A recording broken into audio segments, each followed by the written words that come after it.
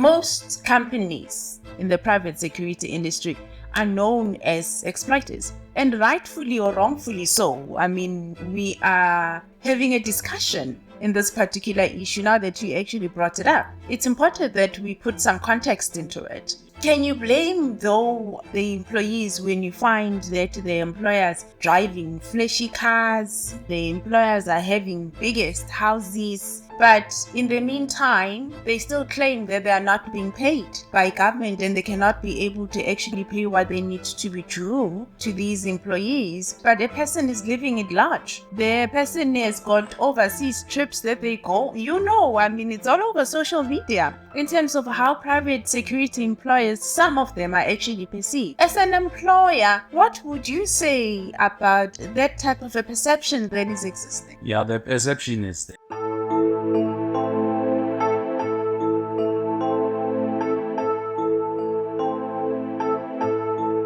My name is Ndibusindiswa Shengyon, and we are here to actually discuss once again one of the intricate subject matter in the private security industry that will make it to have a future, or that progresses its future from being the main contributor to the economy of this country.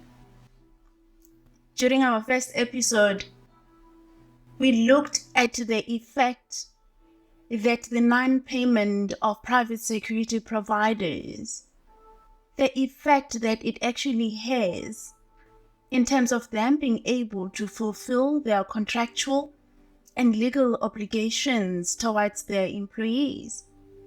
And the non-payment stems from the non-payment by government departments, as I had alluded to, your parastatals, to name but a few. But most of those employers that are affected by this, I will call it a phenomenon, or the scourge in the private security industry, are the most employers that form the over 11,000 private security employers in this industry. Well, this morning, we are humbled once again to welcome an employer, for that fact, in the private security industry, as we seek to give you an insight and be able to cover all the angles with regards to this particular issue. We had an engagement with those that represented workers. We had an engagement with the actual worker that was affected by this. And now we have an employer. It's not Tatumuzi. It's Melanie in our studio. Welcome, Tatumuzi. Welcome. Thank you. Thank you very much for inviting me. We are happy that you are here. We are hoping that we can be able to have an honest conversation. This forum seeks to do that. It seeks to educate and it seeks to inform people with regards to what is happening in the private security industry. In particular, the plight that is being faced by employees, but also employers themselves as they try to navigate through the economic landscape of this country and being contributing towards the order and safety and security of this country. So as an employer, we are humbled that you are here. I think one of the issues that we need to actually start talking about it is with Tatumtabela. Who is he? Where does he find himself in the space of the private security industry? Thank you very much for the opportunity. Yes, we find ourselves in the space of the security industry. It wasn't easy in the beginning. There were some challenges that when we came to this point. But through these challenges, we managed to navigate ourselves up until we get an opportunity to serve in the private security industry. There are some challenges And there were some challenges before. But I believe we managed ukuthi siqhubeke kunjalo. Though ama-challenges were khona in the beginning, sisaqala as a company, because uqala ungananix. The capital is the problem, and we are expected to deliver. You go to the banks because you don't have anything in your account. The bank cannot trust you.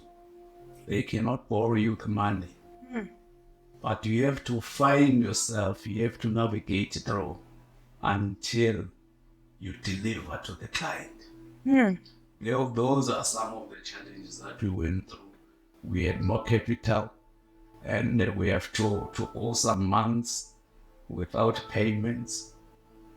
And the client was expecting that you as an employer, you have to pay the people because you signed the service level agreement and you agreed that you will pay the employer, even though it's just your first project. But you were expected that you should pay the employees, and no excuses after that.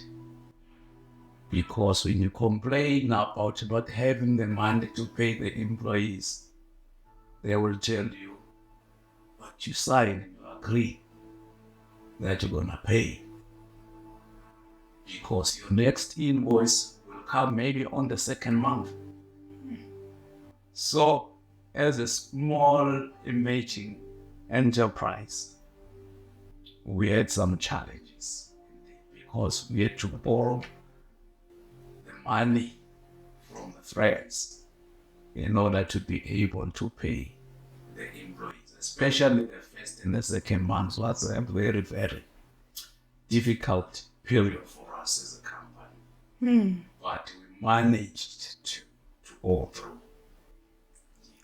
So let's unpack that a little bit. You get into the private security industry, and you are there as an entrepreneur. You are happy that you got your first contract, and you were happy that you've got a reputable client, for that matter, that you're actually rendering services to. I mean, we know that most companies that you are rendering services to, that are rendering services. So let's go back and unpack a little bit. You're small and a medium enterprise. You're getting into a private security space. You're an entrepreneur. Unokuzo, so they say. For you to be able to actually render those services. And you tender. I think that's the process that happens in the private security industry. And you have a government contract that you actually get. Contractual obligations that are in place, like what you had alluded to, that you need to be able to make sure that there is uninterrupted services that happens. So they come back month 1, month 2, everything goes well. They pay you month 3, 4, 5, 6, everything goes well. But then there's a time where they don't pay you. And they stay 3 months, 4 months, 6 months, for that matter, not paying you. And you're a small and emerging enterprise. What has that effect had in your company in being able to be sustainable? That is a very, very difficult position to be honest, because you are a small emerging companies and your hopes are high, and you've got that thing, I've got the contract. But now you come across such situation. You're expected to pay your people, your employees, and you don't have enough. And the client at the same time is expecting you to deliver. You have to pay the people.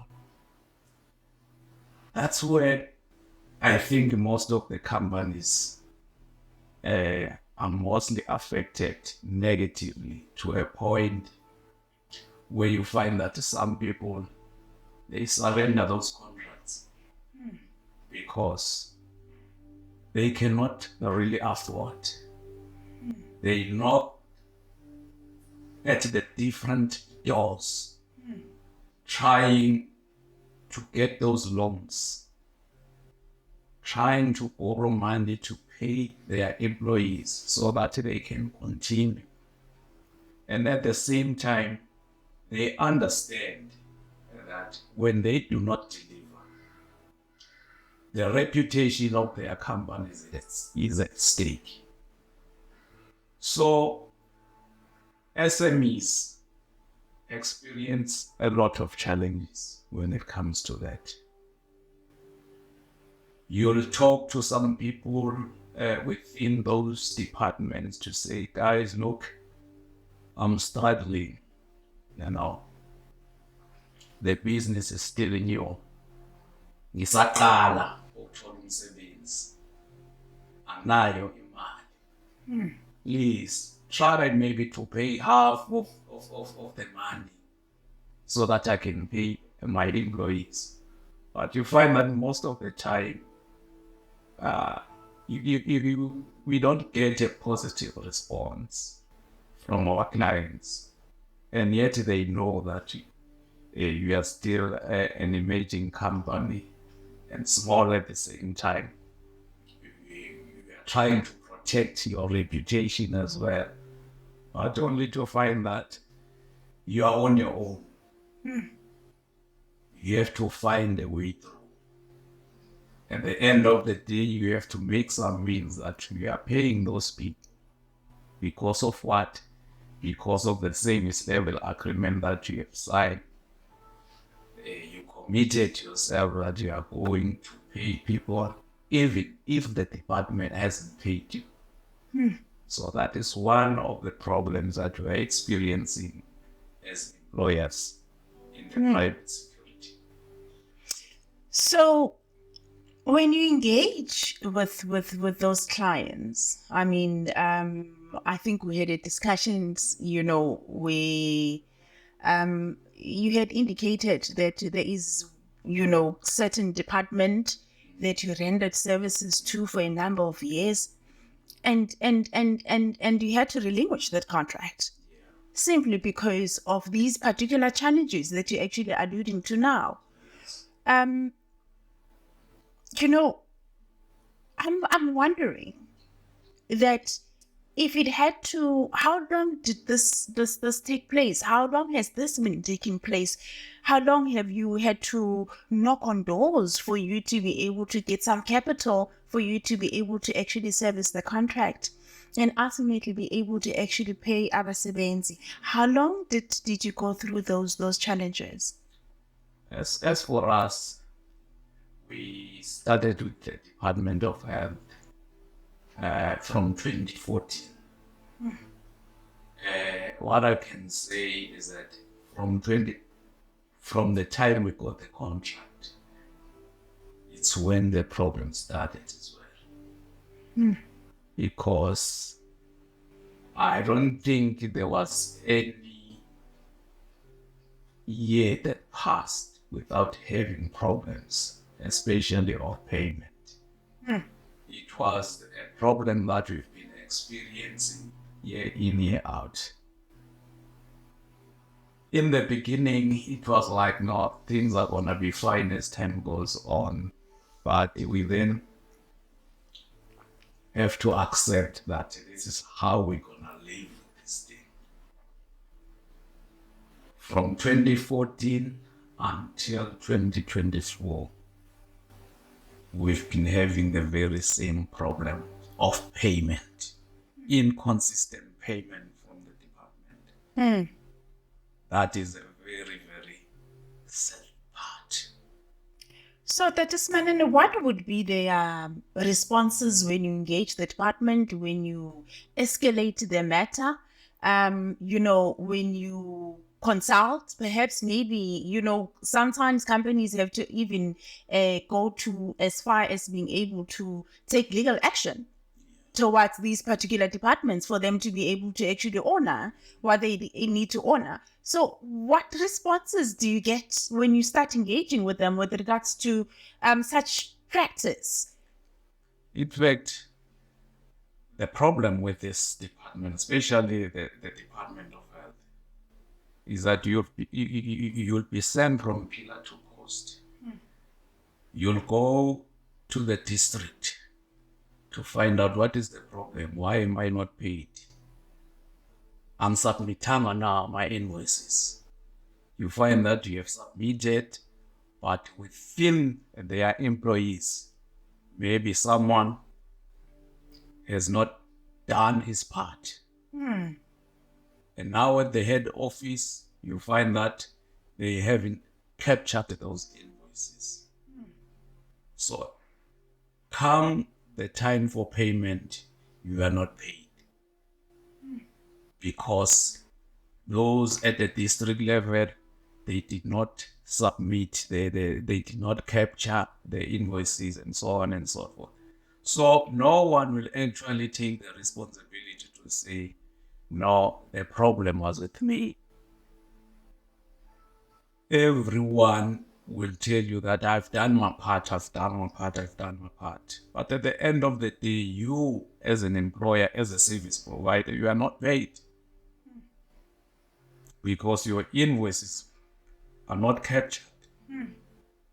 And at the end of the day, there is no proper channel to say, go to that door. Someone is going to help you there. It was worse during COVID.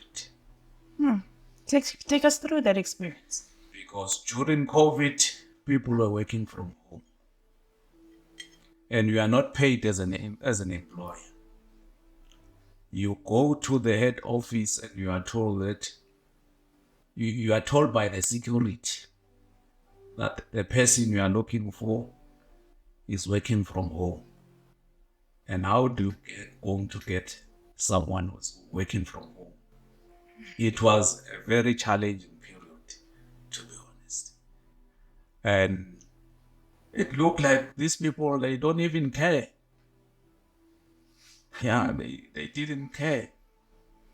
It's your own problem. They will do this thing at their own time. So we had a very challenging period during COVID because there was no one to talk to. So at the time where they see it fit to pay you, they won't pay you. And you as an employer, you are fighting with your employees. You are fighting with the unions. That's where I wanted to actually get to, by the way. Yes. Dr. Smelane, to say, here's this client of yours that you are dependent on for you to be able to fulfill your obligations towards your employees. And you as an entity as well, because there's a lot of overheads that have to be covered in running a contract. So here are these employees. They are knocking on your door on a monthly basis. And I expected you to actually pay as per the guidelines, the pricing guidelines that are there. What happens when you have a situation such as that? Have you had situations such as those? And how were you able to mitigate certain aspect of being able to pull it through or pull it off at that difficult time? It was a very difficult time because every time the department hasn't paid the company, there will be confrontation between the employer and the employees. And the employees won't buy a story of saying we have not been paid. They will tell you that we have worked. And since we have worked, we have to be paid. As to whether the government has paid you or not, that's not our part. We are working for you. We are not working for the government. That's the sad part. And it's true.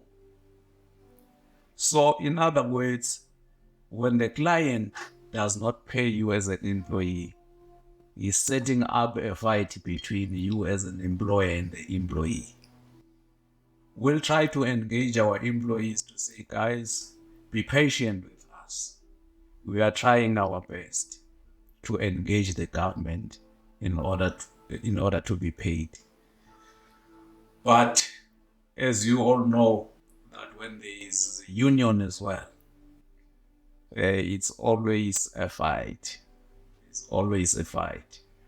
So we'll try to engage the union, to engage their members, but it's always difficult because at the end of the day, the union is looking after the interest of their members, and they expect you as an employer to pay their members, regardless of what is happening. So it was a challenging environment. So, but we managed to pull through because we made our employees to understand from the time we took the contract that this is going to be a norm. This situation is going nowhere, because we had some times where we sat down with the employees' representative, trying to make them understand. Brought the client and the employees into one room to talk about this issue. We made them understand that the problem is not with us. When they are not paid, the problem is not with the company, but it's with the client. So from 2014-15, we made it clear that, guys, look, when there's a problem with money, the problem is the department. But as time goes on, we came to a point where the client shifted the responsibility to us.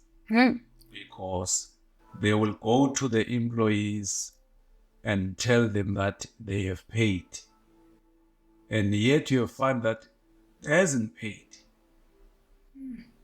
So especially the department official from Citibank, they will go behind our back and tell employees and give employees wrong information about payment, claiming to have paid. So instance njalo, then what happens? Are you confronted by employees that come to you and with these allegations? Exactly. The employees will confront us to say, guys, you said to us you were not paid, but the clients has told us that you've been paid.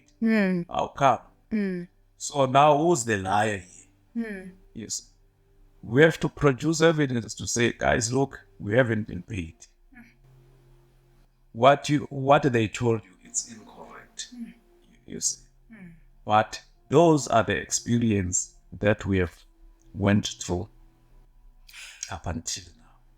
So in an eventuality that you speak to an employee, do they really understand your challenges when you go through those? Judging by their response, you can see that they don't understand. Even if you can explain, but their response shows that they don't understand. Do you blame them though, Tatus Melan? We don't blame them, because if they were told that the company has been paid and you come around and say you have not been paid, then there was a trust deficit. So most of the time you will be seen as an exploit. You see, that's how they end up looking at us as lawyers. We are exploiting. That's the discussion. I think that is the point of discussion that I think it's important that it finds an expression. Most companies in the private security industry are known as exploiters. and rightfully or wrongfully so. I mean, we are having a discussion in this particular issue now that you actually brought it up. It's important that we put some context into it. Can you blame, though, the employees when you find that the employers are driving flashy cars, the employers are having biggest houses, but in the meantime, they still claim that they are not being paid by government, and they cannot be able to actually pay what they need to be due to these employees. But a person is living at large. The person has got overseas trips that they go. I mean, it's all over social media in terms of how private security employers, some of them are actually perceived. As an employer, what would you say about that type of a perception that is existing? Yeah, the perception is there. And we cannot deny the fact that there are some of the employers in the security industry that are exploiting their workers. It's happening. But let us put it into context. Please. You find that sometimes as an employer, you get a job. But this job, it underpays you.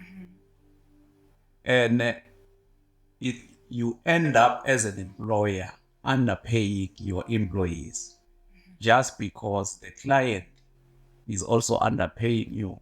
You see. So at the end of the day, you are being seen as someone who is exploiting workers. Okay. Yes. Okay. But it is important to be honest with your workers, especially when you employ them, to say, guys, I have this job, but it is underpaying. Will you be able to accept this offer? Even though that particular offer is not at the standard of Sarah, would you be able to take that offer? I think that conversation must be promoted.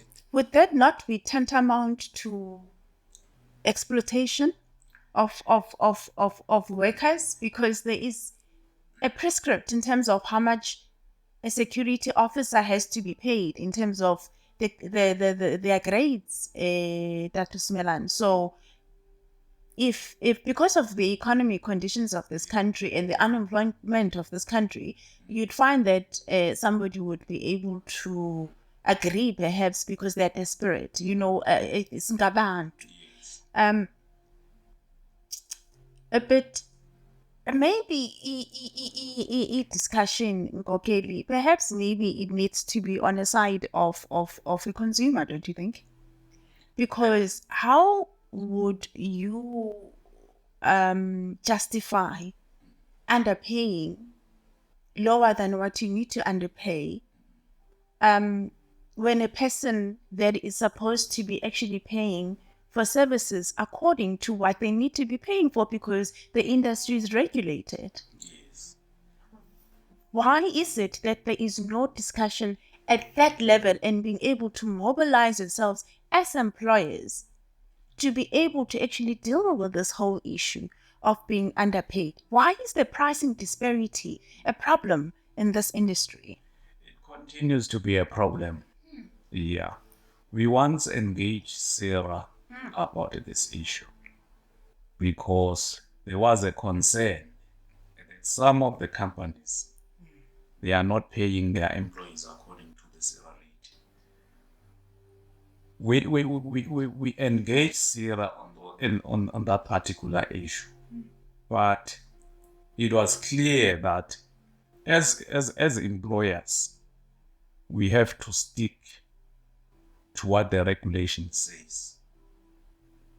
But out of desperation for the job, and you are still a small emerging company, you end up taking that particular offer.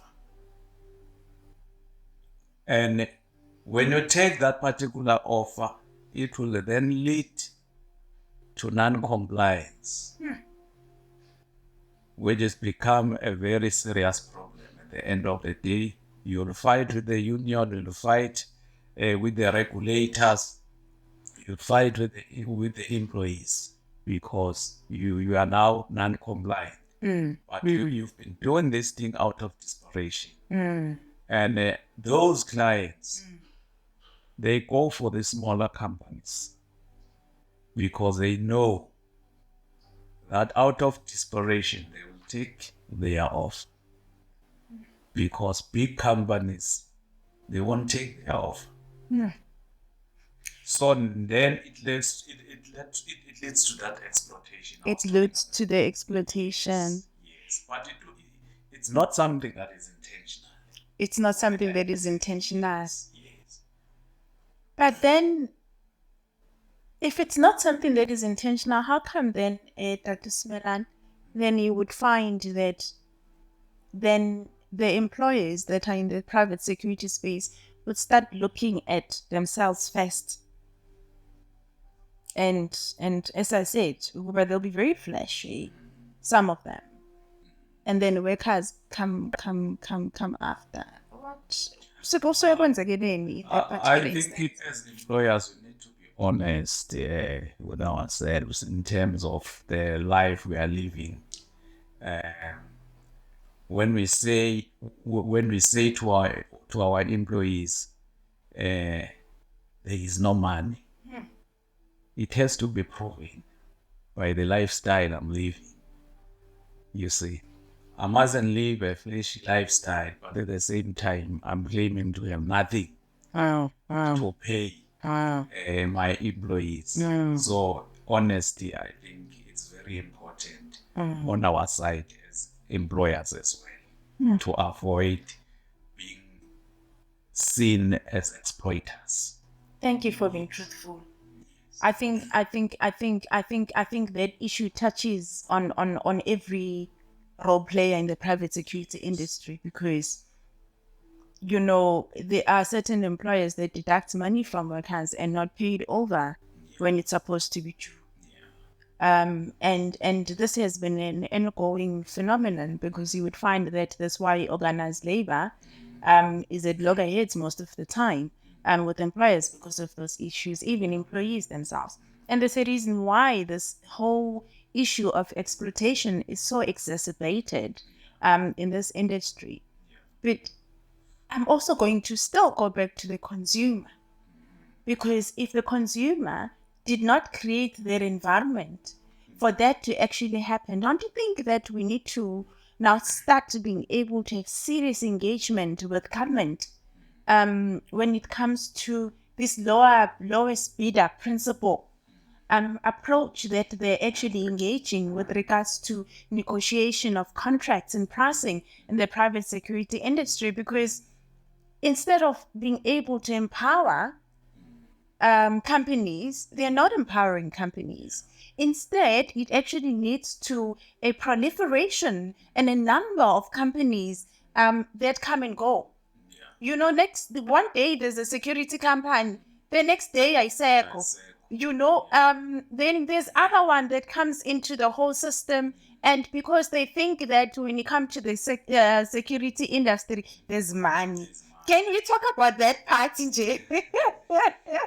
That is when the perception, nje, private security industry inamali. Simply because, economically, from a contribution perspective, it really does add value in terms of contributing economically, and also the safety and security by the way of it. So the disparity and the perception that people have that kunemali kule industry, wonke umuntu makacabanga ukungena in business ucabanga yini security. Wonke umuntu ucabanga security. So can we maybe, because there's a lot of people that perhaps maybe they've got aspirations in getting into this industry. They are looking at making some money in this industry. Others want to be employed in this industry. Can we unpack that a little bit? No, I think it's a wrong perception. to think that there is money in the security industry, especially because there is too much competition, especially nowadays. You'll end up getting offers where you'll not be able to pay your employees.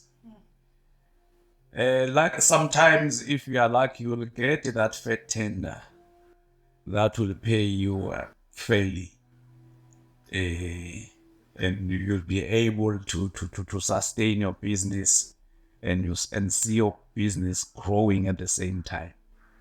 But it's not always the case. There are those tenders where you can make money, but there are some where you cannot really make money. And you'll end up not complying with the institution like provident funds while you are driving a fancy car at the same time, because that's what is happening. You'll find that employees that are complaining about their non-contribution to the funds, their bosses are living in a flashy life, an expensive lifestyle. But what I can say for someone who still want to venture into the security business, before umuntu angangena aqale enze analysis because the industry is now saturated. Yes. So to enter into this space will confront a lot of challenges, because you won't be able, you'll register your business and won't be able to find a job. The private sector, as a black-owned company, they don't trust you. Interesting. Very interesting. They don't trust a black-owned security company. Why is that, Dr. Smala? I think it's the background. Okay. Yeah, where we're coming from. Okay. Yeah, the trust and so on. So you'll find that you register your company, you're trying to enter into the space, but you don't get a job. At the end of the day, you get those jobs that won't pay you enough. That will underpay you, and you'll end up underpaying your employees, and you'll take it out of desperation. So it's a challenging environment. Yeah. If you want to enter, make an assessment, do your analysis first, and then decide to enter. Because really, it's not as easy njengoba abantu babuka from outside ukuthi uzibani bani uqala ikhampani last year seka-driver i-Mercedes what. It's not as easy as that. Yeah, we have to go through a lot, and there are some challenges. Yeah, but at the same time, you have to make sure that as an employer, you comply. That's very important. Yes. And you'll see your business growing as well. And it will minimize even a confrontation with the union and the employees. I get you, Dr. Smala, I get you. So, you as an employer, you have these challenges. Government is not paying. You decide to relinquish the contract. Yes. What happens thereafter?